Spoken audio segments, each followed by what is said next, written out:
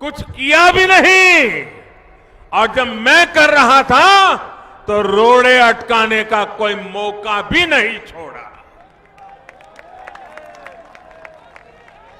लेकिन इन्हें पता नहीं था, उन्हें मालूम नहीं था ये मोदी है।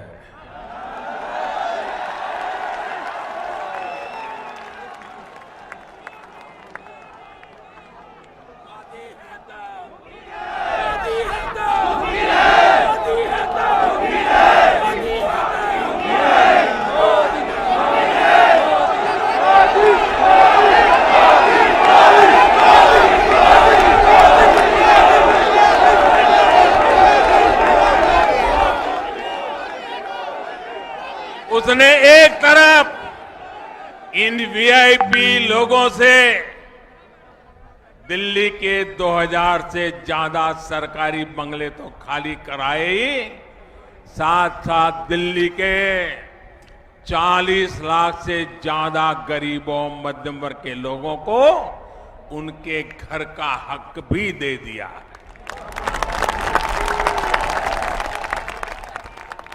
उनके वीआईपी उनको मुबारक, मेरे वीआईपी तो आप ही लोग हैं।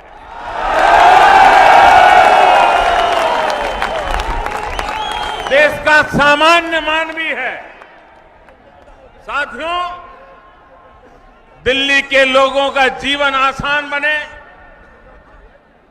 ईज ऑफ लिविंग बढ़े, दिल्ली में कनेक्टिविटी बेहतर हो,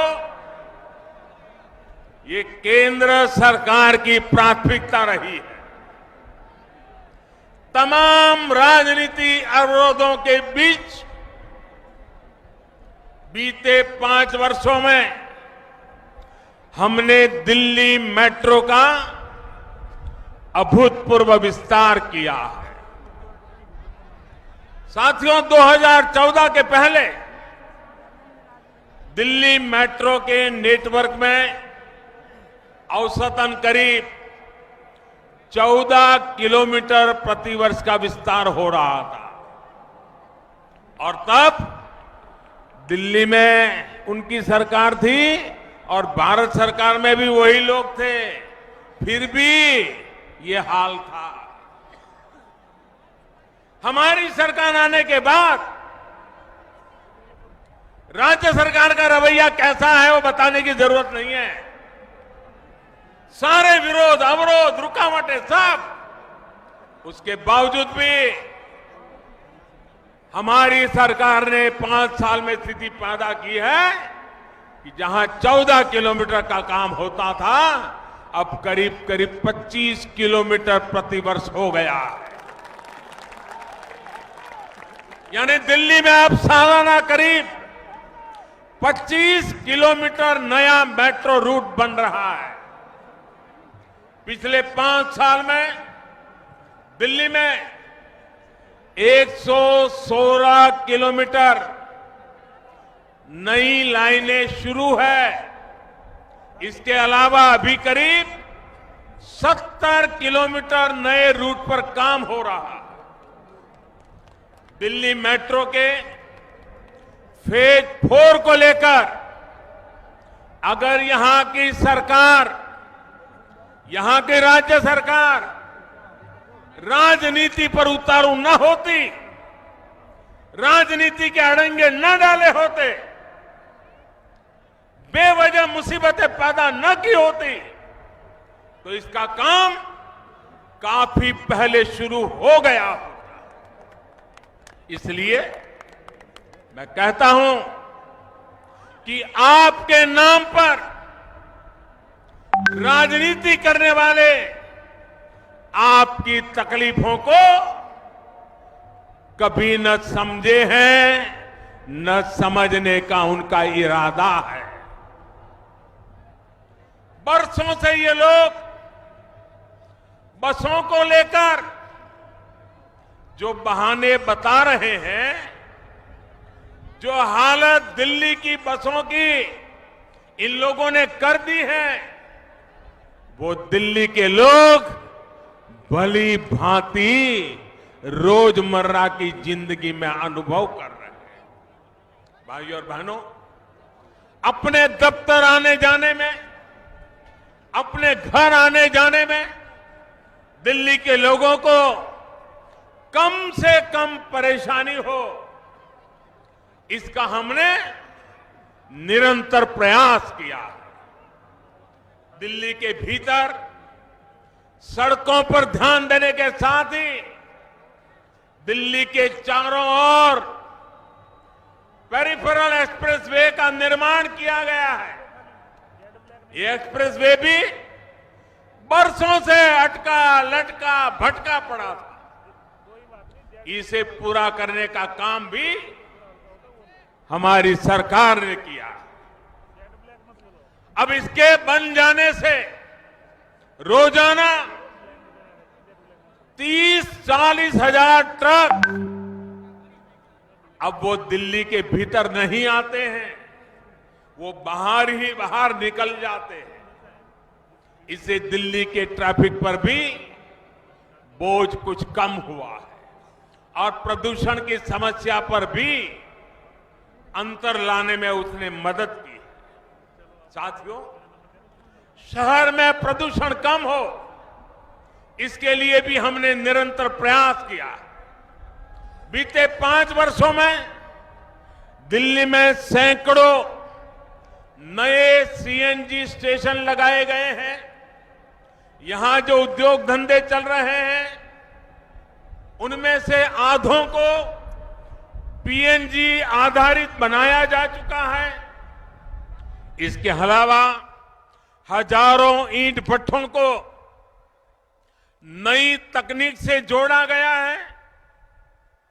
अगर पराली जलाने की बात है तो आसपास के राज्यों को भी हमने मदद की है, तत्परता से उनका साथ दिया है और कम करने का प्रयास किया है।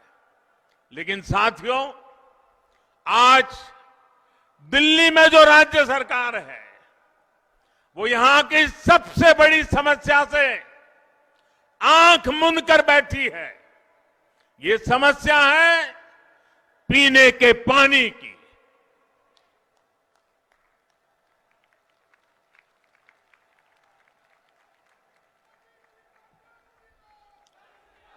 इन लोगों की माने तो पूरी दिल्ली में हर जगह बिस्लेरी का ही पानी जैसे मिलता है, साफ मिलता है। हर घर में बिल्कुल साफ पानी आता है। मैं जरा आपसे पूछना चाहता हूं, ये दिल्ली सरकार के वादे से आप सहमत हो? उनकी बातों से सहमत हो? क्या सचमुच में आपको साफ सुथरा शुद्ध पानी मिलता है? आपको पानी देख करके चिंता होती है कि नहीं होती है? बीमारी का डर लगता है कि नहीं लगता है? ये आपको भी झूठ कह रहे हैं, आपको भी झूठा बता रहे हैं। आप बताइए दिल्ली वासी, क्या आप झूठे हैं? क्या आप बेईमान हैं? ये कैसे आरोप देश के नागरिकों पर लगा रहे हैं? दिल्ली के लोगों से जो कुछ भी बोला गया है, उसकी सच्चाई दिल्ली के लोग हर रोज देख रहे हैं। साथियों, सच्चाई ये है कि आज दिल्ली में देश भर में सबसे अधिक वाटर प्यूरिफायर यानी कि पानी को शुद्ध करने वाली मशीनें रोजाना बिकती हैं। लोग ये खर्चा क्यों करने पड़ रहे हैं भैया?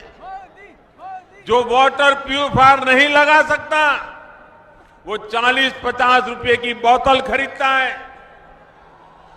या फिर उसे मजबूरी में प्रदूषित पानी से काम चलाना पड़ता है।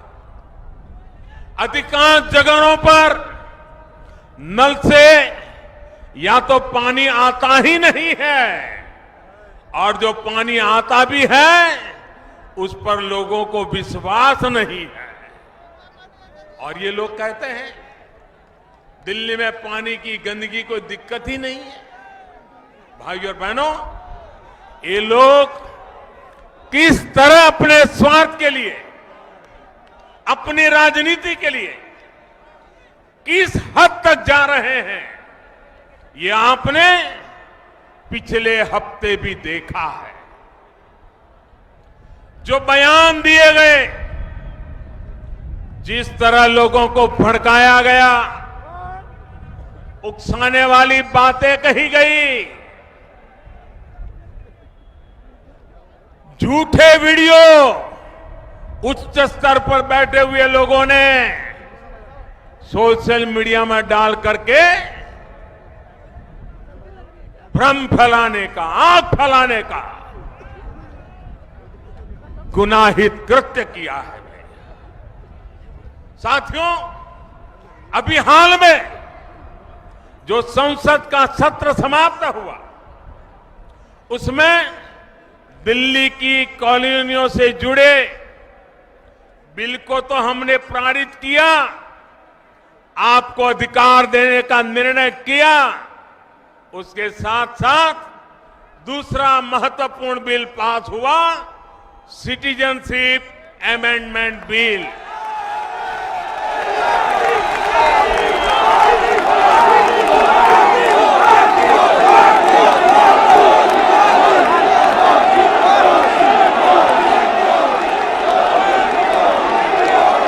भारत की संसद ने, लोकसभा और राज्यसभा ने आपके उज्जवल भविष्य के लिए, दलित, पीड़ित, शोषितों के भविष्य के लिए लोकसभा, राज्यसभा ने, सभी सांसदों ने इस बिल को पास करने में मदद की है। आप खड़े होकर देश की संसद का सम्मान कीजिए, देश की पार्लियामेंट का सम्मान कीजिए, देश की लोकसभा का सम्मान कीजिए, देश की राज्यसभा का सम्मान कीजिए, देश की जनता ने चुने हुए हमारे सांसदों का सम्मान कीजिए, पूरी ताकत से सम्मान कीजिए दोस्तों।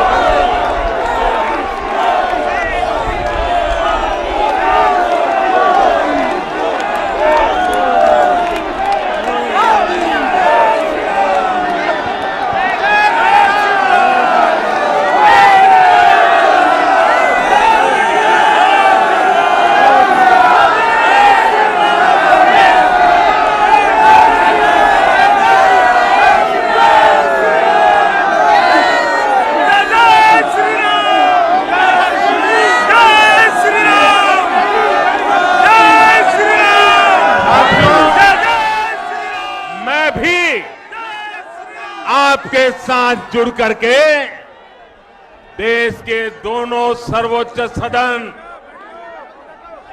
लोकतंत्र के मंदिर, वहां बैठे हुए जनप्रतिनिधि, मैं आपके साथ, मैं भी उनको प्रणाम करता हूं, उनका अभिनंदन करता हूं, उनका धन्यवाद करता हूं।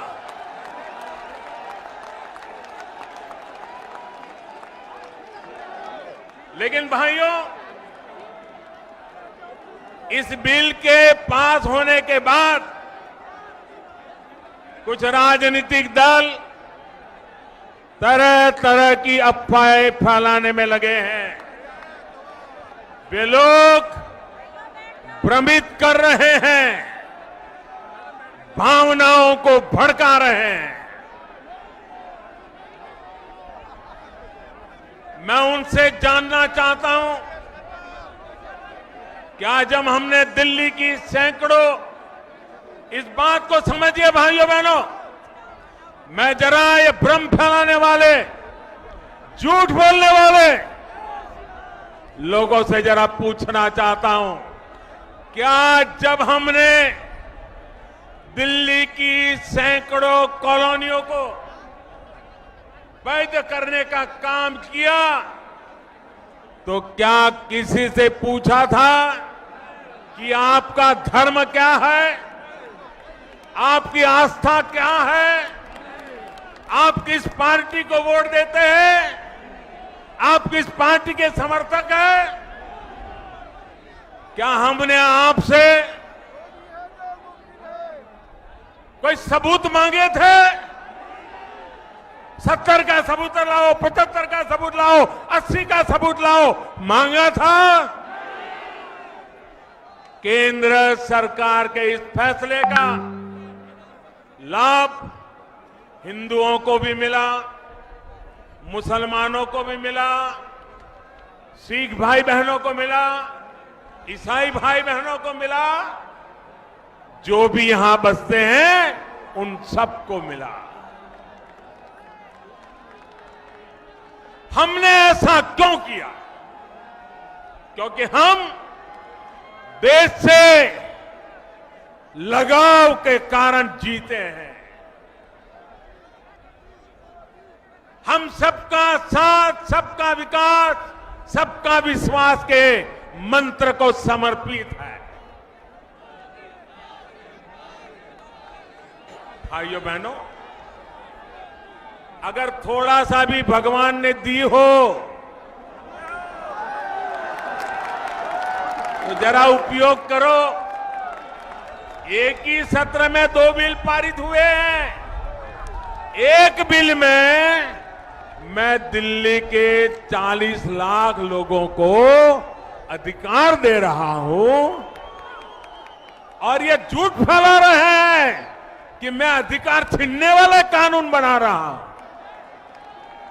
ये झूठ चलने वाला नहीं है, देश स्वीकार करने वाला नहीं है। भाइयों बहनों, मैं ये जो झूठ बोलने वाले हैं मैं उनको चुनौती देता हूं। जाइए, मेरे हर काम की पड़ताल कीजिए।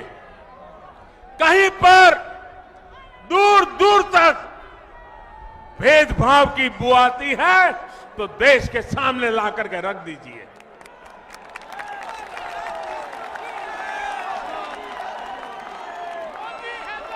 भाइयों बहनों, मैं एक एक करके आज बताना चाहता हूं दोस्तों। बताऊं ना? पूरा देश मुझे कई दिनों से कह रहा था कुछ बताइए, आज देश को भी मैं बता देता हूं।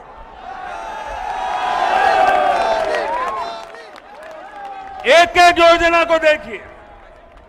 जब हमने उज्ज्वला योजना के तहत 8 करोड़ से ज्यादा परिवारों को मुफ्त गैस कनेक्शन दिया, क्या हमने किसी का धर्म पूछा था? क्या हमने उसको 70, 72, 75 के प्रमाण मांगे थे? उनकी जाति पूछी थी? मैं जानना चाहता हूं कांग्रेस और उसके साथियों से, उसकी तरह देश को बांटने की राजनीति करने वाले उनके साथी दलों से, कि आप क्यों देश की जनता से झूठ बोल रहे हो, क्यों उन्हें भड़का रहे हो? भाइयों और बहनों, हमने दिया इतना ही नहीं, आगे भी हमारा संकल्प है कि हर गरीब परिवार को उज्ज्वला का योजना का लाभ पहुंचाएंगे। कोई बाकी नहीं रहेगा। भाइयों बहनों, पिछले 5 साल में हमारी सरकार ने 1.5 करोड़ से ज्यादा गरीबों का घर बना दिए। हमने किसी से नहीं पूछा कि आपका धर्म क्या है, न जाति पूछी न धर्म पूछा। हमने सिर्फ गरीब की गरीबी को देखा। फिर क्यों कुछ लोग झूठ पर झूठ बोले जा रहे हैं, देश को गुमराह कर रहे हैं। और आज जो ये लोग कागज कागज सर्टिफिकेट इसके नाम पर मुस्लिमों को भ्रमित कर रहे हैं, उन्हें ये याद रखना चाहिए कि हमने गरीबों की भलाई के लिए इन योजनाओं के लाभार्थी चुनते समय कागजों की बंदी से नहीं लगाई, वरना पहले तो ये होता था कि सरकार की योजना शुरू होने पर लाभार्थियों को तमाम तरह की तिकड़े में लगानी पड़ती थी, यहां वहां चक्कर काटने पड़ते थे। हमने ये सब बंद करा दिया। हमने तय किया हर योजना का लाभ हर गरीब को मिलेगा। जाति धर्म कुछ नहीं देखा जाएगा। उज्ज्वला के लिए, आवास योजना के लिए, मुफ्त बिजली कनेक्शन के लिए सरकार स्वयं सामने से लोगों के झोपड़ी तक पहुंचने का पूरा प्रयास किया गया। न हमने कभी किसी का धर्म पूछा, न जानने की कोशिश की, न हमने कभी यह पूछा कि हम मंदिर जाते हैं कि मस्जिद जाते हैं कि गुरुद्वारा जाते हैं कि चर्च जाते हैं, हमने कभी नहीं पूछा। फिर क्यों इस तरह का झूठा आरोप हम पर लगाया जा रहा है? साथियों, दुनिया की सबसे बड़ी हेल्थ एश्योरेंस स्कीम आज भारत में चल रही है। इस योजना ने देश के 50 करोड़ से ज्यादा गरीबों को 5 लाख रुपए तक के मुफ्त इलाज की सुविधा सुनिश्चित की है। राजनीतिक स्वार्थ के कारण यहां की सरकार ने आयुष्मान भारत योजना दिल्ली में लागू नहीं की, लेकिन जिन राज्यों में ये योजना लागू हुई है वहां लगभग 70 लाख मरीजों का जो पैसों के अभाव में इलाज नहीं करवा रहे थे, पीड़ा झेल रहे थे, मुसीबतों से गुजारा कर रहे थे, आज इस योजना के कारण इन 70 लाख लोगों का इतने कम समय में इलाज मुफ्त में हो गया। इन लाभार्थियों में सभी संप्रदाय के लोग हैं, सभी जाति के लोग हैं, सभी पूजा पद्धति के लोग हैं। इस योजना में तो किसी से नहीं पूछा जा रहा कि पहले आप अपना धर्म बताइए, फिर आपका इलाज शुरू किया जाएगा। फिर ऐसे झूठे आरोप क्यों? इस तरह के आरोपों के बहाने भारत को दुनिया भर में बदनाम करने की साजिश क्यों हो रही है?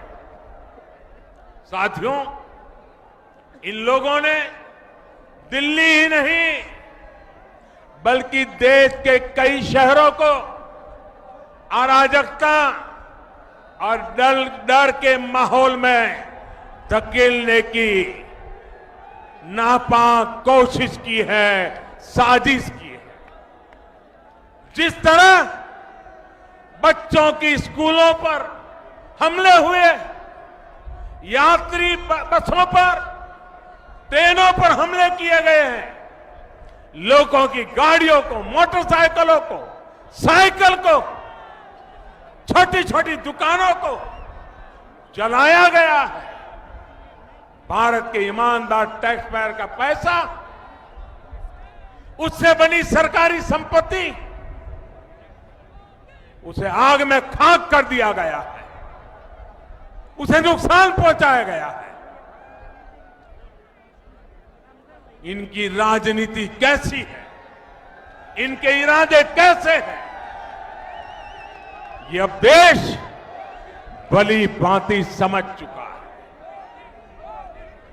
मैं ऐसे लोगों को कहना चाहता हूं, मैं जानता हूं पहली बार मैं जीत करके आया, देश की जनता ने मुझे जिता करके बिठाया, तो जो लोग नहीं चाहते थे उनको समझ नहीं आया कि ये कैसे हो गया।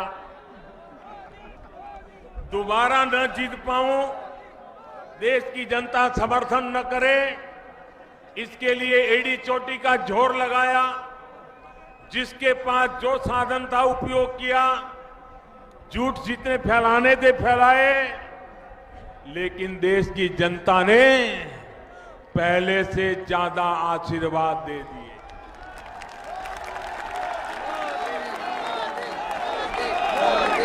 ये सदमा ये अभी भी सहन नहीं कर पा रहे हैं। ये पहले तो आ गया, ये दोबारा कैसे आ गया? और जिस दिन नतीजे आए हैं, उसी दिन से ये देश में तूफान खड़े करने की फिराक में है। ये इनके इरादे हैं और कोशिशें पहले भी की, लेकिन लोग साथ नहीं दे रहे हैं। उनका यही हाल होने वाला है। और मैं इन लोगों को कहना चाहता हूं, अगर मोदी को देश की जनता ने बिठाया, ये आपको अगर पसंद नहीं है, मैं समझ सकता हूं, तो आप मोदी को गाली दो भाई, मोदी को नफरत करो, मोदी का जितना विरोध करना है जरूर करो। आपको मोदी से नफरत है, गुस्सा जितना निकालना है निकालो। अरे मोदी का पुतला लगा करके आते जाते जितने जूते मारने हैं मारो, मोदी का पुतला जलाना है जलाओ, लेकिन देश की संपत्ति मत जलाओ, गरीब का ऑटो रिक्शा मत जलाओ, गरीब की झोपड़ी मत जलाओ।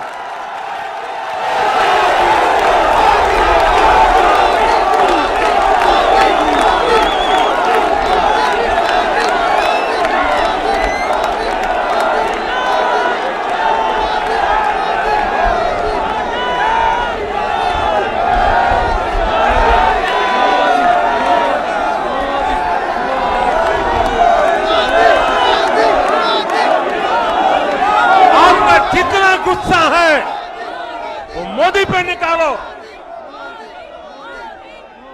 गरीब ऑटो वालों, गरीब बस वालों मारकर पीटकर आपको क्या मिलेगा? और भाइयों बहनों, जिन पुलिस वालों पर ये लोग पत्थर बरसा रहे हैं, उन्हें जख्मी कर रहे हैं, मैं जरा इन तूफानियों से पूछना चाहता हूं, इनके आंदोलनों का नेतृत्व कर रहे पर्दे के पीछे मुंह छिपाकर खेल खेल रहे लोगों से पूछना चाहता हूं कि पुलिस के जवानों को अपनी ड्यूटी करते समय जो हिंसा का शिकार होना पड़ रहा है, उनको मारा जा रहा है, क्या मिलेगा आपको? और इन शरारती तत्व समझ लें, जब पहले भी आपकी सरकार थी, ये पुलिस वाले भी आप ही के थे। सरकारें बदलती है, पुलिस वाले किसी के दुश्मन नहीं होते। इस देश को पता नहीं है, आजादी के बाद 33,000, ये आंकड़ा बताइए लोगों को, आजादी के बाद 33,000 हमारे पुलिस भाइयों ने शांति और सुरक्षा के लिए शहादत दी है। 33,000 आंकड़ा कम नहीं होता।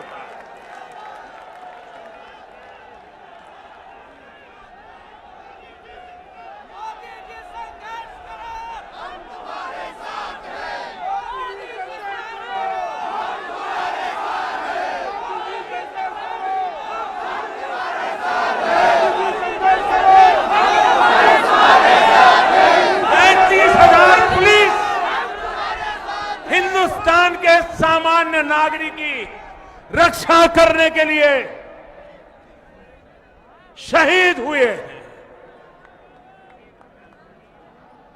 और आप बेरहमी से उनको मार रहे हो।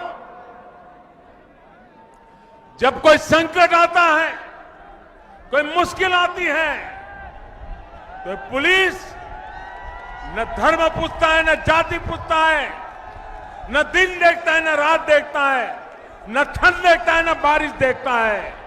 वो आपकी मदद के लिए आके खड़ा हो जाता है।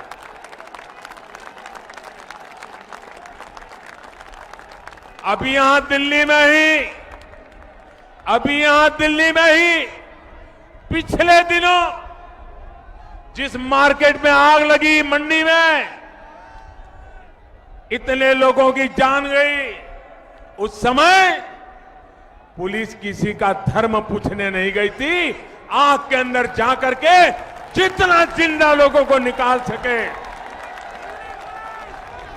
निकालने का काम किया। और आप पुलिस पे हमला कर रहे हो।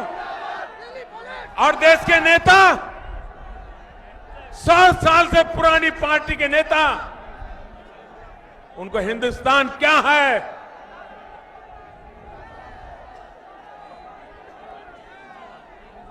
उपदेश दे रहे हैं, लेकिन शांति के लिए 2 शब्द बोलने को तैयार नहीं है। हिंसा छोड़ने के लिए एक शब्द बोलने के लिए तैयार नहीं है। इसका मतलब हिंसा को आपकी मुख्य सहमति है। पुलिसों पर हो रहे हमले, निर्दोषों पर हो रहे हमले, उसको आपकी मौन सहमति है। ये देश देख रहा है। भाइयों बहनों, आप मुझे कल्पना कीजिए, पुलिस का सम्मान होना चाहिए कि नहीं होना चाहिए? पुलिस का आदर होना चाहिए कि नहीं होना चाहिए? अगर पुलिस को हम परेशान करेंगे तो हमारी परेशानी बढ़ेगी कि नहीं बढ़ेगी? 33,000 पुलिस शहीद हुए। मैं आप सबसे कह रहा हूं, आइए उन 33,000 शहीद पुलिसों को याद करते हुए मेरे साथ नारा बोलिए, शहीद हो, शहीद हो, अमर रहो, शहीद हो, शहीद हो, शहीद हो, शहीद हो, शहीद हो। इन सभी शहीद पुलिस आत्माओं को मैं प्रणाम करता हूं। और मैं अनधिकृत कॉलोनी के लोगों से आग्रह करूंगा, 1700 से ज्यादा कॉलोनी है यहां। हमारी सरकार बनने के बाद शहीदों के श्रद्धांजलि देने वाला एक भव्य स्मारक बनाया है। इन 1700 कॉलोनी के लोग जरूर एक बार वहां जाकर के फूल चढ़ा करके आ जाए। करेंगे आप लोग? शहीदों का सम्मान करेंगे, पुलिस का सम्मान करेंगे, पुलिस से भाईचारा बढ़ाएंगे। साथियों, झूठ बेचने वाले, अफवाह फैलाने वाले, इन लोगों को पहचानने की जरूरत है। ये 2 तरह के लोग हैं। ये वो लोग जिनकी राजनीति दशकों तक वोट बैंक पर ही टिकी रही है, भय फैलाकर। थैंक यू भैया, पीछे वालों को दिखता नहीं है। थैंक यू, आपका प्यार सर आंखों पर।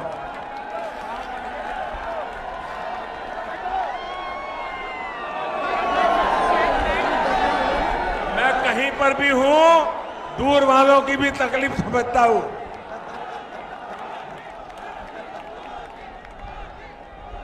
दूसरे वो लोग जिनको इस राजनीति का लाभ मिला है, ये लोग सोचते थे कि खुद ही सरकार है।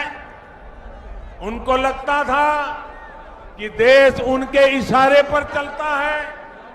ये सोचते थे कि वो जो इतिहास बताएंगे वही सच मान लिया जाएगा, वो जो भविष्य बताएंगे उसको ही भारत का भाग्य मान लिया जाएगा।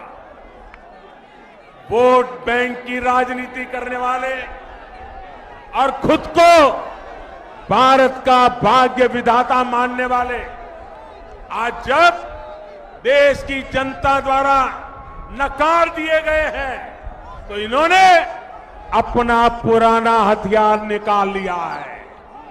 बांटो, भेद करो, भेदभाव करो और राजनीति का उल्लू सीधा करने की कोशिश करो। साथियों, सिटीजनशिप अमेंडमेंट कानून ये भारत के किसी नागरिक के लिए, चाहे वो हिंदू हो या मुसलमान, ये कानून उसके लिए है ही नहीं। ये पार्लियामेंट में बोला गया है और पार्लियामेंट में गलत बयानबाजी अलाउ नहीं होती है।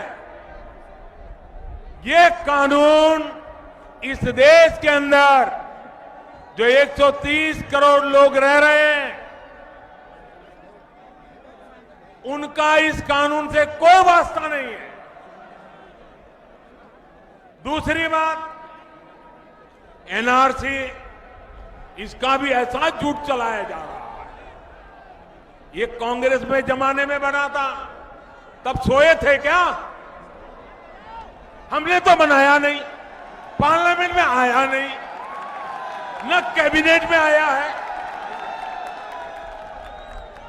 न उसके कोई नियम कायदे बने हैं। हवा खड़ा किया जा रहा है। और मैंने पहले ही बताया, इसी सत्र में आप लोगों को जमीन और घर का अधिकार दे रहे हैं, न कोई धर्म जाति पूछते हैं, तो क्या दूसरा कानून आपको निकाल देने के लिए करेंगे क्या? बच्चे जैसी बातें करते हो।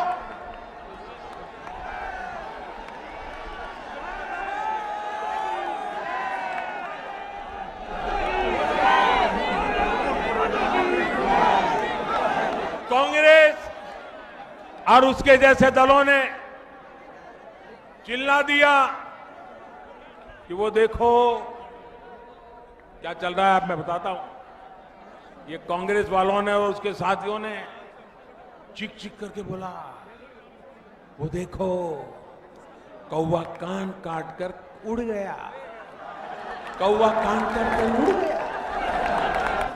और कुछ लोग कौवे के पीछे भागने लगे। अरे भाई, पहले अपना कान तो देख लीजिए कि कौवा काट गया कि नहीं काट।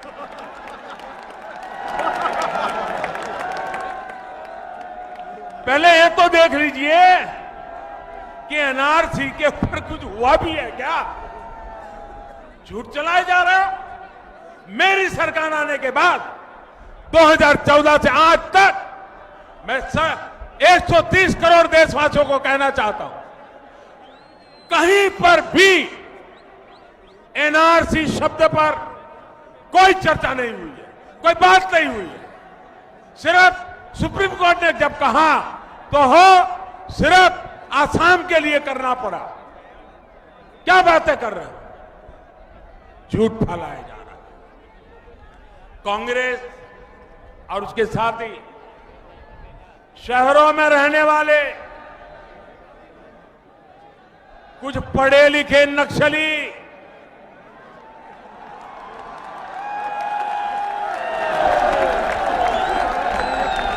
अर्बन नक्सल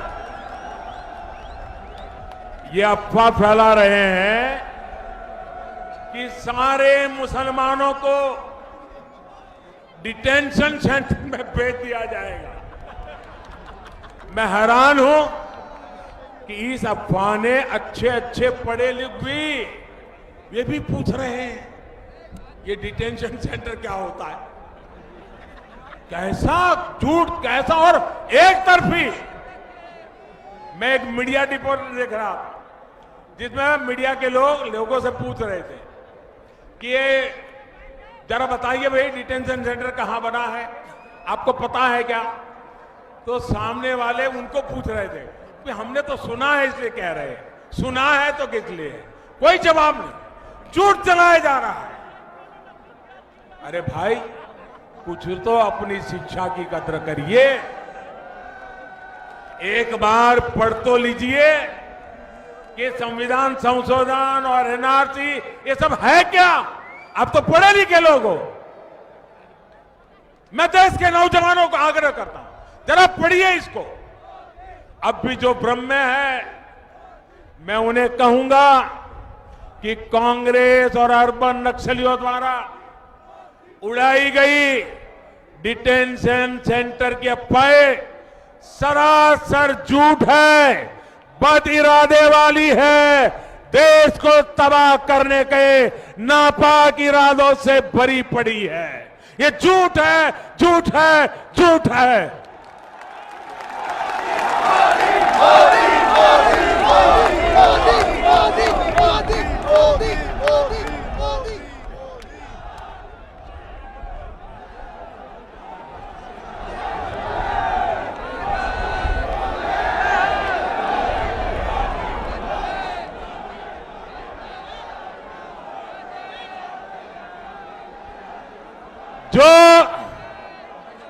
जो हिंदुस्तान की मिट्टी के मुसलमान है, जो हिंदुस्तान की मिट्टी के मुसलमान हैं, जिनके पुरखे मां भारती की संतान है, भाइयों बहनों, उन पर नागरिकता कानून और एनआरसी दोनों का कोई लेना देना नहीं है।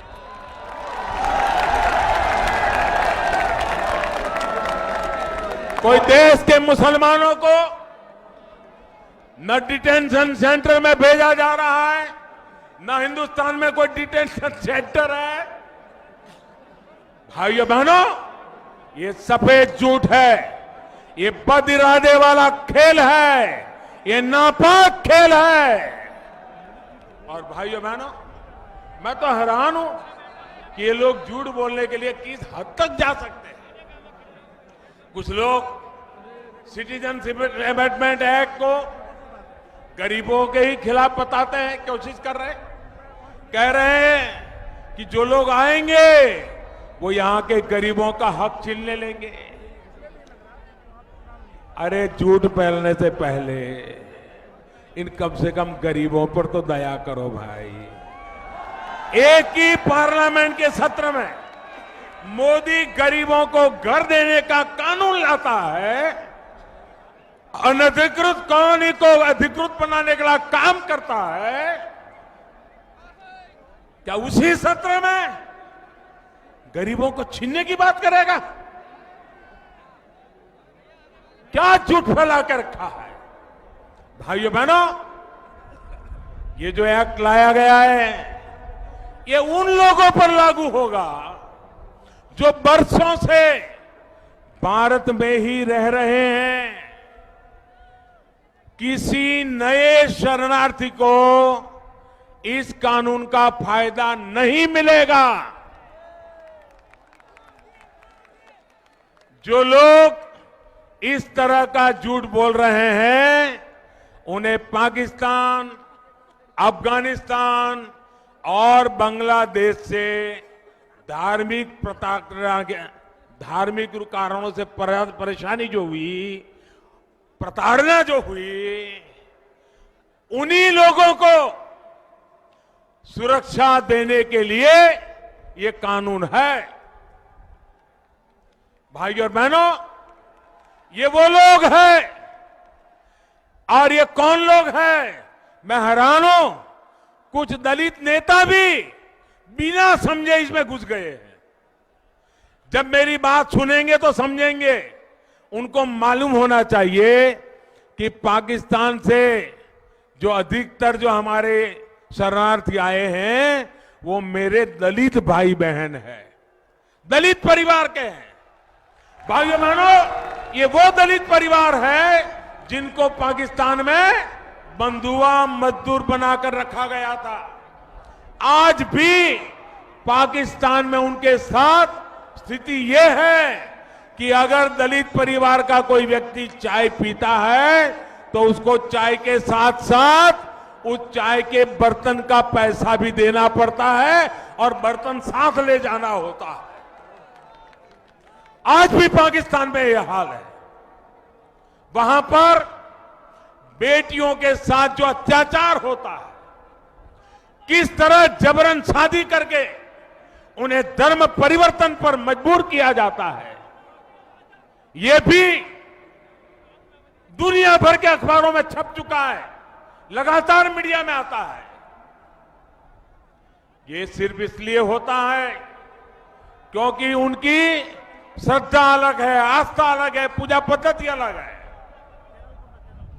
पाकिस्तान, बांग्लादेश, अफगानिस्तान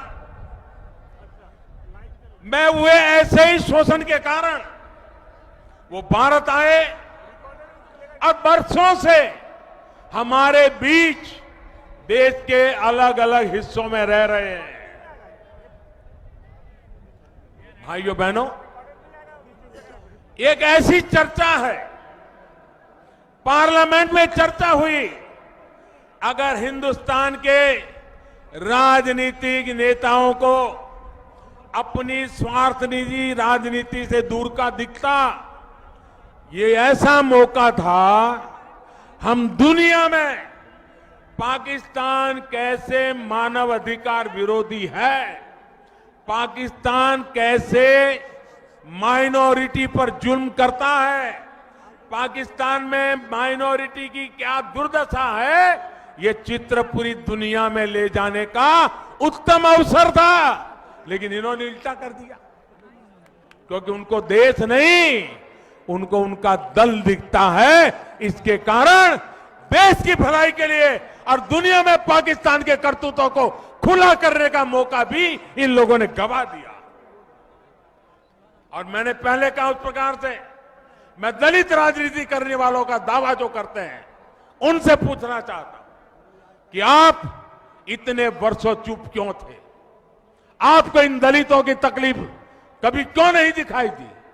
आज जब इन दलितों के जीवन की सबसे बड़ी चिंता दूर करने का काम अगर मोदी सरकार कर रही है, तो फिर आपके पेट में चूहे क्यों दौड़ रहे हैं?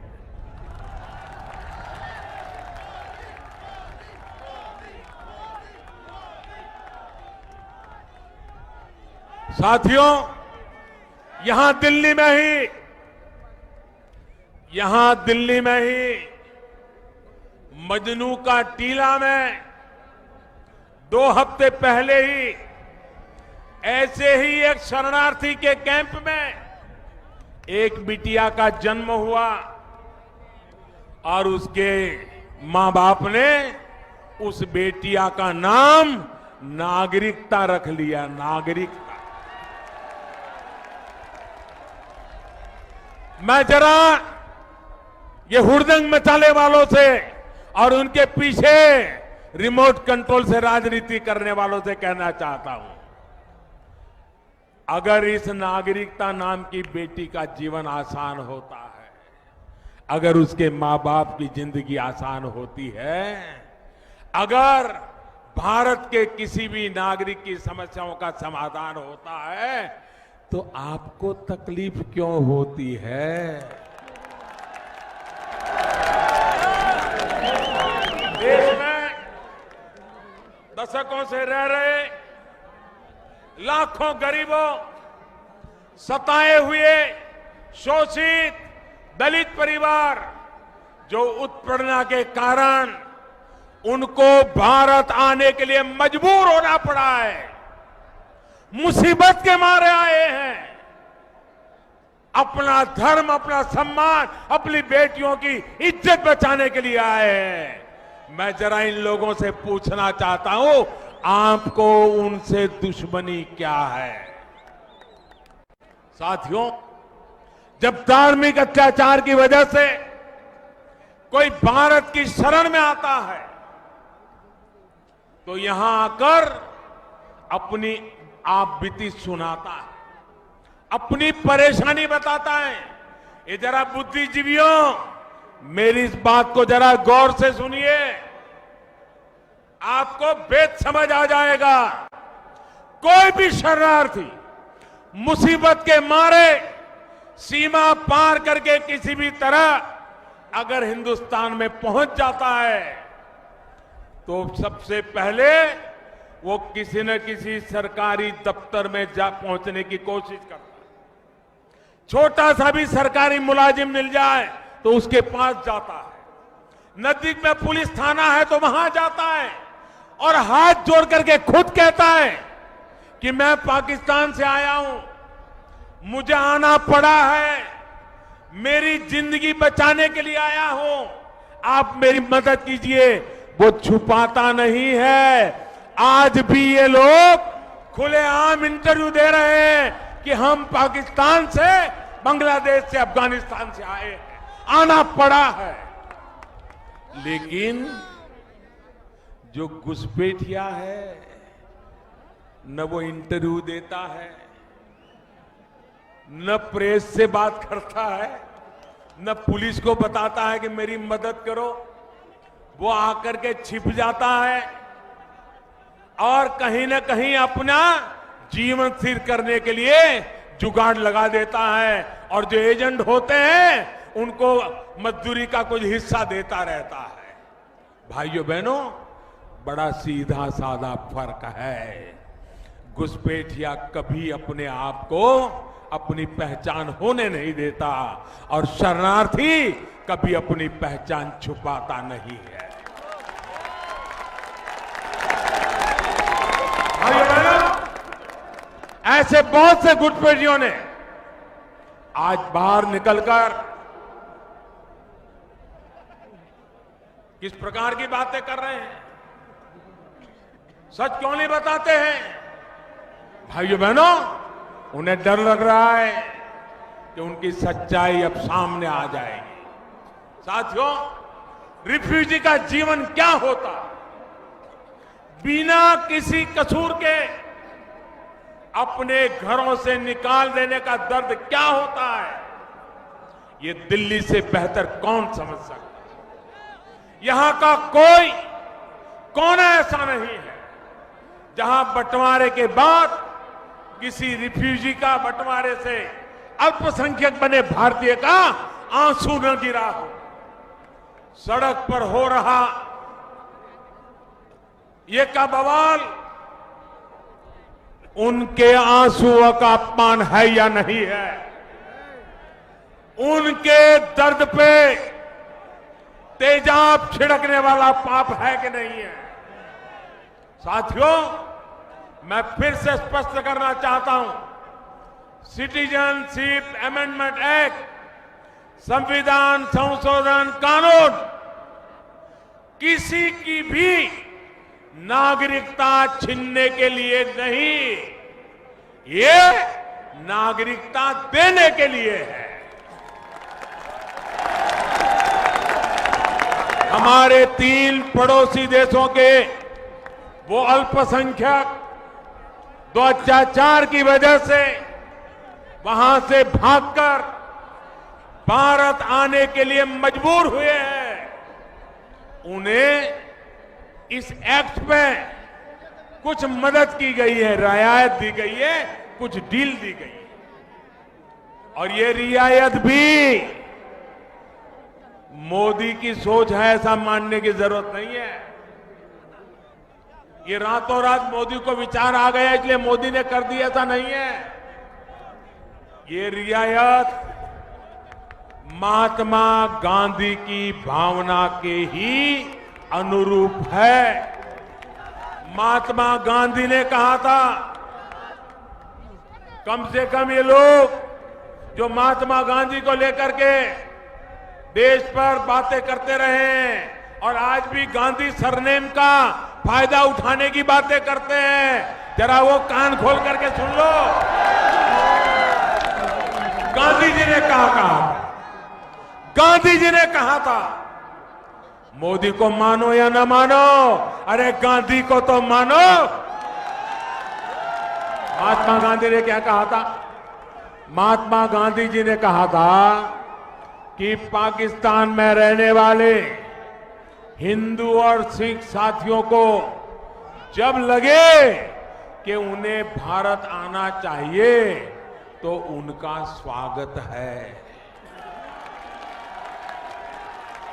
ये मैं नहीं कह रहा हूं, पूज्य महात्मा गांधी कह रहे हैं। भाइयों बहनों, ये छूट, ये रियायत तब की भारत की सरकार के वादे के मुताबिक है जो बंटवारे के कारण उस समय अल्पसंख्यक बने करोड़ों भारतीयों के साथ आज से 70 साल पहले जो वादा किया गया था, उस वादे को हम निभा रहे हैं। भाइयों और बहनों, आज जब भारतीय जनता पार्टी के नेतृत्व में एनडीए सरकार इसी दशकों पुराने वायदे को पूरा कर रही है, तो फिर उसका विरोध क्यों किया जा रहा है? ये वादे तो आपने किए थे, आपको वादा करने में आपकी राजनीति आड़े आने लगी, आप लोग नहीं कर पाए, हमने वादा निभाया है। अब ये कह रहे हैं कि पाकिस्तान के सभी नागरिक को रियायत दो। ये राजनीतिक दल अब अवैध घुसपैठ करने वालों और अपनी आस्था की वजह से सता हुए शरणार्थियों में कोई भेद ही नहीं करते। मैंने कहा बड़ा भेद साफ है। एक खुल करके कहता है कि मैं पाकिस्तान से आया हूं, और दूसरा छुप करके बताता है नहीं मैं तो बाहर का नहीं, मैं तो यही का हूं। ऐसे दुनिया के किसी देश में होता है क्या? साथियों, आज रंग बदलने वाले इन दलों को मैं इनके ही नेताओं और फैसलों की बात भी याद दिलाना चाहता हूं। जो लोग भ्रमित हैं, उनको अगर मेरी बात नहीं माननी है तो मत मानो, लेकिन अब मैं जिनके नाम बता रहा हूं, कम से कम उनको तो भरोसा करो। भाइयों और बहनों, हमारे देश के पूर्व प्रधानमंत्री डॉक्टर मनमोहन सिंह जी 10 साल इस देश पर उन्होंने प्रधानमंत्री पद के रूप में राज किया। उन्होंने संसद में कहा था, खड़े होकर कहा था, उसकी वीडियो क्लिपिंग अवेलेबल है। उन्होंने कहा था कि हमें बांग्लादेश से आए उन लोगों को नागरिकता देनी चाहिए जिनका अपनी आस्था की वजह से वहां पर उत्पीड़न हो रहा हो, जो वहां से भाग करके भारत आ रहे हैं। बताइए भाई, ये मनमोहन सिंह जी ने कहा, अगर वो मोदी करता है तो मोदी गुनहगार बन जाता है क्या? मोदी किसी का दुश्मन बन जाता है क्या? मोदी किसी का बुरा करने के लिए सोचता है क्या? इतना ही नहीं, एक दौर था जब असम के पूर्व मुख्यमंत्री, कांग्रेस के दिग्गज नेता तरुण गोगोई 15 साल मुख्यमंत्री रहे। उन्होंने भी चिट्ठियां लिखा करते थे, असम कांग्रेस प्रस्ताव पास करती थी कि जिन लोगों पर बांग्लादेश में अत्याचार हो रहा है, जो वहां से यहां आ रहे हैं, उनकी मदद की जाए। ये कांग्रेस के मुख्यमंत्री की बातें हैं, ये कांग्रेस पार्टी के प्रस्तावों की बातें हैं। एक समय था जब राजस्थान के मुख्यमंत्री हुआ करते थे अशोक गहलोत, अभी फिर से भी वो मुख्यमंत्री हैं। वो पहले जब मुख्यमंत्री थे तब उन्होंने भी शरणार्थियों के प्रति हमदर्दी के लिए बातें कही थी। वो तो सरकार से मांग करते थे। ये मैं गहलोत, जो कांग्रेस के यहां पर बड़े प्रिय नेता हैं, यहां एक परिवार के, और पहले भी मुख्यमंत्री रहे हैं, और पहले जब मुख्यमंत्री थे तब वो मांग करते थे कि जो हिंदू या सिख पाकिस्तान से भागकर यहां आए हैं, उनकी स्थिति सुधारी जाए। लेकिन ये रातों रात बदल गए। वोट बैंक का खतरा लगने लगा। वो सारी हमदर्दी, मैं हैरान हूं, आज उनके पेट का दर्द बन गई है। जो कल तक हमदर्दी थी, वो खुद के लिए दर्द क्यों बन गई? साथियों, आज दीदी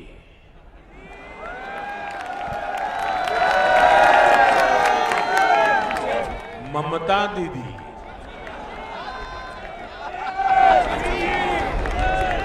अब देखो भाई खेल, ममता दीदी सीधी सीधी दीदी सीधी कोलकाता से यूएनओ पहुंच गई, संयुक्त राष्ट्र संघ पहुंच गई। लेकिन कुछ साल पहले तक यही ममता दीदी संसद में खड़े होकर गुहार लगा रही थी कि बांग्लादेश से आने वाले घुसपैठियों को रोका जाए, वहां से आए पीड़ित शरणार्थियों की मदद की जाए।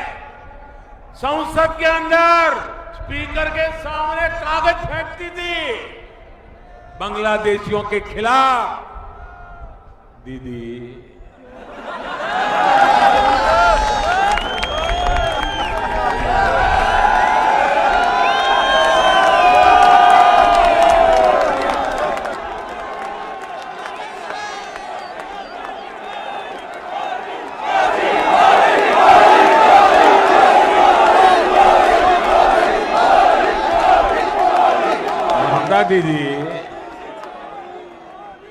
दीदी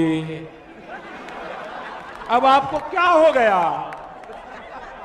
आप क्यों बदल गई? आप क्यों अफवाह फैला रही हो? अरे चुनाव आते हैं जाते हैं, सत्ता मिलती है चली जाती है, इतनी डरी क्यों हो रे? बंगाल की जनता पे भरोसा करो। बंगाल की जनता से आपका विश्वास क्यों उठ गया है? बंगाल के नागरिकों को आपने दुश्मन क्यों मान लिया है? आपको याद होगा कुछ साल पहले कोलकाता के बाहर रेगुलर आर्मी का काम होता है देश के अलग अलग भागों में, उनकी एक ड्रिल होती है। वो ट्रैफिक की क्या स्थिति है, कभी परिस्थिति पैदा हुई और आर्मी को मूव करना पड़े तो रोड ट्रैफिक, ये सारा वो रेगुलर उनका ड्रिल होता है। वो एक बार बंगाल में कर रहे थे, दीदी ने तूफान खड़ा कर दिया कि मोदी की सेना बंगाल पे आ गई है। क्या हो गया है रे भाइयों बहनों? आज वो नागरिकता कानून पर सवाल उठा रही है। खैर आपकी दिक्कत समझ में आती है, यहां बैठे हुए लोग भी समझते हैं। आप किसका विरोध और किसका समर्थन कर रही हो, ये पूरा हिंदुस्तान भली भांति देख रहा है। साथियों, आज जिस वामपंथ को भारत की जनता नकार चुकी है, जो अब दुनिया में से सिकुड़ते सिकुड़ते कुछ कोने में रह गए हैं, जो अब समाप्ति पर है, उसी के दिग्गज, ये भी जरा देख लीजिए, ये कम्युनिस्ट पार्टी के दिग्गज, उनके नेता प्रकाश कारंती ने कहा था कि धार्मिक उत्पीड़न की वजह से बांग्लादेश से आने वालों को मदद की बात उन्होंने भी की थी। आज जब इन्हीं लोगों के राजनीतिक दल धार्मिक उत्पीड़न की वजह से भारत आए शरणार्थियों को नागरिकता देने से मना कर रहे हैं, तो इनका असली चेहरा भी देश के लोगों के सामने आ रहा है। उस समय की हमदर्दी सिर्फ और सिर्फ बहाना था, वोट बैंक की राजनीति थी। देश की जनता के साथ बोला गया सफेद झूठ था, पक्का झूठ था। सच्चाई यही है कि ये लोग सिर्फ और सिर्फ वोट बैंक की राजनीति कर सकते हैं। अपने इसी वोट बैंक के लिए ये राजनीतिक दल लगातार लोगों को भड़का रहे हैं, अफवाहें फैला रहे हैं, नई नई अफवाहें गढ़ रहे हैं। एक टीवी वाले को तो उसके एक महाशय ने हिसाब लगा दिया कि एनआरसी में कितना खर्चा होगा, कितना खर्चा कहां जाएगा, देश के कितने स्कूल। अरे जो है ही नहीं, ये दिमाग खाए खपा रहे हो रे। क्यों लोगों को अफवाह फैला के मूर्ख बना रहे हो?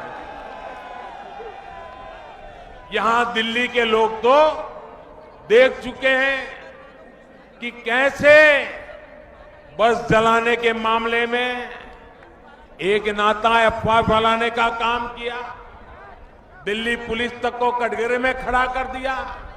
भाइयों और बहनों, ये ऐसे लोग हैं जिनको, ये भी जरा समझ लो, देश का पढ़ा लिखा नौजवान मेरी इन बातों को जब सुनेगा और जो मैं बातें करता हूं उनकी जांच पड़ताल करेगा, तो आज जो अफवाहें फैलाई हैं, जो भ्रम फैलाया गया है, उसके खिलाफ देश का नौजवान भी खड़ा हो जाएगा। भाइयों बहनों, ये लोग, मैं जरा उनको पूछना चाहता हूं, ये ऐसे लोग हैं जिनको जम्मू कश्मीर की विधानसभा में महिला और पुरुष के आधार पर बने स्थायी निवासी कानून से कोई दिक्कत नहीं थी, लेकिन यहां धार्मिक अल्पसंख्यकों को नागरिकता का रास्ता आसान हो, इससे इनके पेट में दर्द हो रहा है। आज जो पार्टियां यहां शोर मचा रही है, वो 2004 में कहां थी जब वहां की सरकार ने कहा कि राज्य से बाहर के निवासी से शादी करने पर जम्मू कश्मीर की बेटियों की वहां की नागरिकता खत्म हो जाएगी। तब तुम कहां थे? क्या वो भेदभाव भारत के संविधान की स्पिरिट के अनुसार था? साथियों, ये लोग आज किस स्थिति में है, किस तरह बौखलाए हुए हैं, जब उनके बयान देखता हूं तो और समझ में आ जाता है कि कितनी राजनीति गंदी करके रखी है। कुछ लोग कह रहे हैं कि हम अपने राज्य में सिटीजनशिप अमेंडमेंट लागू नहीं करेंगे। अरे आप मुख्यमंत्री हो, आप चुने हुए लोग हो, भारत के संविधान को सामने रख करके शपथ लिया है। अरे तिरंगे झंडे के नीचे खड़े रहते हो, पंजाब सिंध गुजरात मराठा राष्ट्रगान करते हो और ऐसे बयान देते हो। अरे पहले कम से कम अपने राज्य के कानून के जो जानकार है उनसे जरा बात तो कर लो, बंद कमरे में कर लो, ताकि ऐसी बेइज्जती ना हो आपकी। जरा अपने एडवोकेट जनरल से पूछो कि क्या ऐसा किया जा सकता है क्या? क्यों ऐसा करते हो भाई? साथियों, नागरिकता संशोधन कानून का विरोध करने वालों के हाथ में, लोकशाही देश में, अहिंसा के पुजारी महात्मा गांधी के देश में विरोध के नाम पर जब ऐसे लोगों के हाथ में ईंट पत्थर और लाठियां देखता हूं तो मुझे भी और 130 करोड़ देशवासियों को भी तकलीफ होती है। होती है कि नहीं होती है? होती है कि नहीं होती है? कोई हिंसा से सहमत है क्या? आगजनी से सहमत है क्या? निर्दोषों की पिटाई से सहमत है क्या? लेकिन भाइयों बहनों, मेरी सोच अलग है। उनके हाथ में जब हिंसा के साधन देखता हूं, हिंसा का व्यवहार देखता हूं तो तकलीफ होती है। लेकिन जब उन्हीं में से कुछ लोगों के हाथ में तिरंगा देखता हूं तो कुछ सुकून भी होता है। मुझे पूरा विश्वास है कि एक बार जब हाथ में तिरंगा आ जाता है तो वो फिर कभी हिंसा का, अलगाव का, बांटने का, राजनीति का समर्थन कभी नहीं कर सकता है। मुझे पूरा विश्वास है कि हाथ में थमा यह तिरंगा इन लोगों को हिंसा फैलाने वालों के खिलाफ, हथियार उठाने वालों के खिलाफ, आतंकवादी हमले करने वालों के खिलाफ भी आवाज उठाने के लिए प्रेरित करेगा। मुझे पूरा विश्वास है कि हाथ में थमा यह तिरंगा इन लोगों को, और ये मेरी बात उन तक पहुंचनी चाहिए, हाथ में तिरंगा लेकर के जो खड़े हैं वो अब पाकिस्तान द्वारा प्रायोजित आतंकवाद के खिलाफ भी आवाज उठाने की पहल करेंगे, प्रेरित करेंगे। करना चाहिए कि नहीं करना चाहिए? आतंकवाद के खिलाफ उन्होंने बोलना चाहिए कि नहीं बोलना चाहिए? पाकिस्तान के करतूतों के खिलाफ बोलना चाहिए कि नहीं? यही है कसौटी, यही है कसौटी। तिरंगा उठाना हमारा अधिकार है, लेकिन हाथों में आया तिरंगा जिम्मेदारियां भी लेकर के आता है। साथियों, कांग्रेस और उसके सहयोगी आज इस बात से भी तिलमिलाए हुए हैं कि आखिर क्यों मोदी को अंतर्राष्ट्रीय स्तर पर और खासकर मुस्लिम बहुल देशों में इतना समर्थन मिलता है।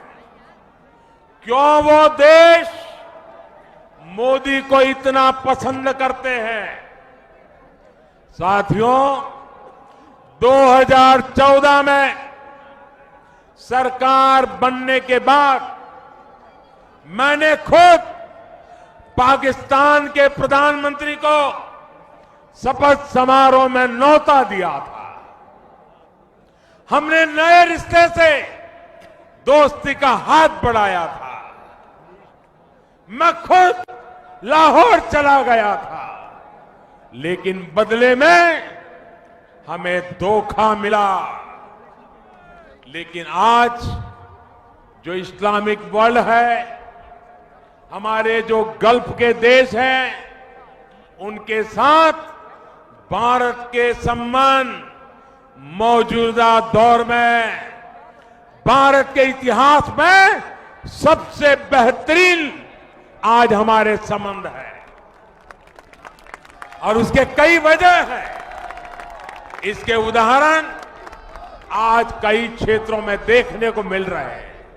पहला ये कि आज भारत तमाम देशों के साथ अपने संबंध मजबूत करने के लिए निरंतर काम कर रहा है। फिलिस्तीन हो, ईरान हो, सऊदी अरब हो, यूएई हो या फिर जॉर्डन, तमाम देशों के साथ भारत के रिश्ते आज एक नई ऊंचाई को छू रहे हैं। दूसरा, अफगानिस्तान हो या फिलिस्तीन, सऊदी अरब हो या यूएई, मालदीव हो या बहरीन, इन सब देशों ने भारत को अपना सर्वोच्च नागरिक सम्मान दिया है। भारत की संस्कृति के साथ अपने रिश्ते को और प्रगाढ़ करने की कोशिश की है।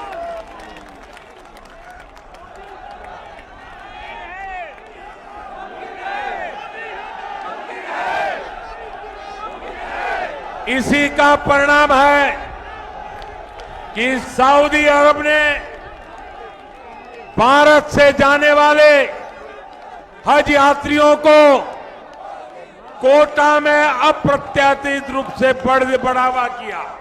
मैंने मांग की थी कि भारत में मुसलमान समाज में मध्यम वर्ग बढ़ रहा है, वे हज यात्रा करना चाहते हैं, और मैंने कहा मुझे 2 लाख का कोटा कर दीजिए, उन्होंने कर दिया था भाइयों। पिछले 5 वर्षों में मुस्लिम देशों ने जिस प्रकार और जितनी संख्या में भारतीय कैदियों को छोड़ा है वो अभूतपूर्व है। सऊदी अरब हो, कुवैत हो, कतर हो या बहरीन, इन सब देशों ने भारत के जितने कैदियों को छोड़ा है उतने पहले कभी नहीं छोड़े गए। आखिर ऐसा क्यों हो रहा है? इसकी वजह है भारतीय संस्कृति सभ्यता के प्रति उनका सम्मान। आपने देखा होगा कि मैं खुद जब इन देशों में जाता हूं तो उनके राष्ट्र प्रमुखों की सहमति के साथ वहां बसे भारतीयों के पास भी जाता हूं। वो भी बताते हैं कि इन वर्षों में उनके देशों में भारत का मान कितना ज्यादा बढ़ा है। साथियों, बांग्लादेश के साथ हमारे संबंधों में जितनी प्रगाढ़ता आज आई है वो वर्षों बाद हुई है। बांग्लादेश के साथ मिलकर भारत बंटवारे के समय से चली आ रही समस्याओं को सुलझा रहा है। जमीन को लेकर विवाद हो, कनेक्टिविटी हो, रेलवे का काम हो, नए जलमार्ग हो, ब्रॉडबैंड का विस्तार हो, बांग्लादेश के साथ हम कंधे से कंधा मिलाकर आज चल रहे हैं। ये सारी बातें कांग्रेस और उसके साथियों को पच नहीं रही है। वो यही सोचते हैं कि मोदी को मुस्लिम देशों का समर्थन मिलेगा और जो मिल रहा है, अगर यही चलता रहा तो भारत में उनके जो कारनामे हैं, उनकी जो बातें हैं, उनकी अफवाहें हैं, उनके जो झूठ है, मुस्लिमों को डराने के उनके जो कारनामे हैं, उनको लग रहा है कि दुनिया का मुसलमान अगर मोदी को इतना प्यार करेगा तो भारत के मुसलमानों को डराने का काम कैसे करेंगे, ये इनकी चिंता है। और इसलिए समय समय पर ये दल नई नई साजिशें लेकर के आते हैं। इस समय भी इनकी साजिशों का नया दौर शुरू हुआ है। ऊपर से लोकसभा चुनाव के नतीजों ने 3 तलाक पर मुस्लिम बहन बेटियों और उनके पिता भाइयों के समर्थन ने इनकी टेंशन और बढ़ा दी है। और इसलिए मैं कहूंगा, टैप रिकॉर्ड की मत सुनो, उनके टैप रिकॉर्ड की मत सुनो, हमारे ट्रैक रिकॉर्ड को देखो। साथियों, आप आश्वस्त रहिए। मैं सभी देशवासियों को कहना चाहता हूं, आप आश्वस्त रहिए। इन लोगों की साजिशों के बावजूद आपका ये सेवक देश के लिए, देश की एकता के लिए, शांति और सद्भावना के लिए मुझसे जो भी बन सकेगा मैं कभी पीछे नहीं हटूंगा।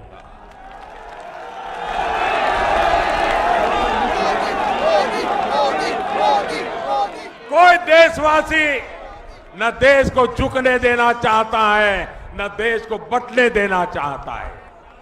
भाइयों बहनों, ये लोग तो मेरे साथ आज से नहीं, 20 साल से, 2 दशकों से इसी तरह मेरे पीछे पड़े हुए हैं। उनकी यही पैटर्न है। मौत का सौदागर से लेकर अब तक देख लीजिए, उन्होंने यही खेल खेले हैं। इनकी रग रग से मैं वाकिफ हूं और तभी तो आप लोगों ने मुझे इतना प्यार दिया है और यहां पर मुझे बिठाया। भाइयों बहनों, मुझे रास्ते से हटा देने के लिए हर तरह की कोशिश चल रही है। ये मेरा सौभाग्य है कि जितनी नफरत ये लोग मुझसे करते हैं, देश की जनता का प्यार, देश की जनता का स्नेह उससे भी ज्यादा बढ़ करके मुझ पर बरसता है। जो लोग गिद्ध की तरह भी नोचेंगे तो, गिद्ध की तरह भी नोचेंगे तो भी ये मोदी देश के लिए जिएगा, देश के लिए जूझता रहेगा। मैं देश के लिए काम करता रहूंगा। देश की सुरक्षा के लिए जो भी जरूरी होगा, देश के लोगों के हित के लिए जो भी जरूरी होगा, वो करना ये हम सबका दायित्व है।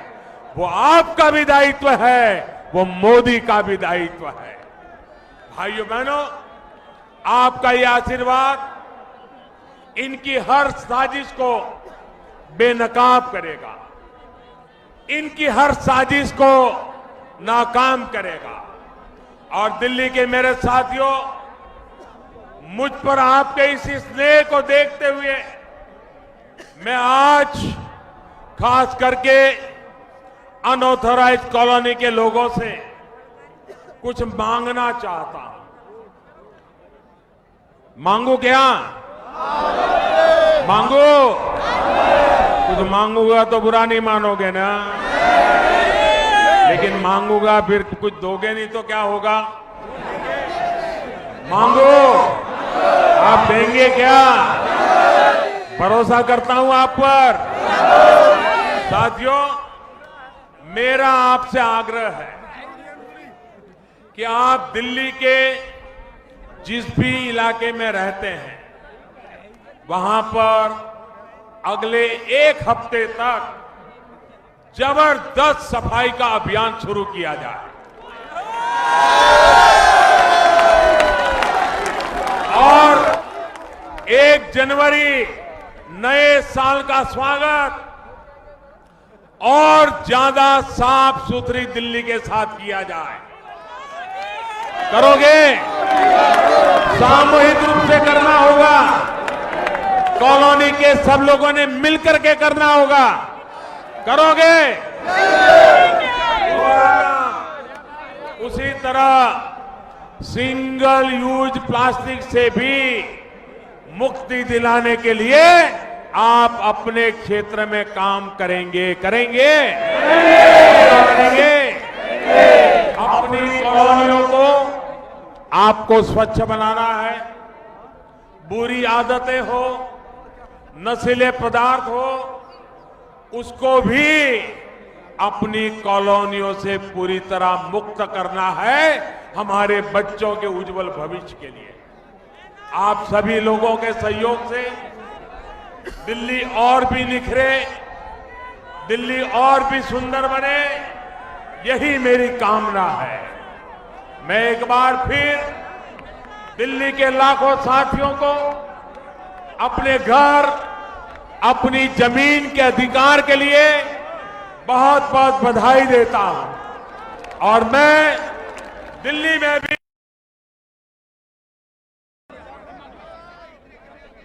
सभी आंदोलनकारियों से अहिंसा का रास्ता अपनाने के लिए आग्रह करता हूं। हिंसा से किसी का भला नहीं होगा।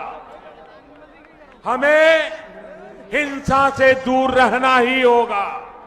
ये देश हमारा है, यहां के लोग हमारे हैं, उनका उज्जवल भविष्य ये के साथ हम सबका भविष्य भी जुड़ा हुआ है। भाइयों बहनों, इसी भावना के साथ फिर एक बार आप सबको बधाई देते हुए मैं मेरी बात को समाप्त करता हूं। मेरे साथ पूरी ताकत से बोलिए, भारत माता की जय! भारत माता की जय! भारत माता की जय! बहुत बहुत धन्यवाद दोस्तों।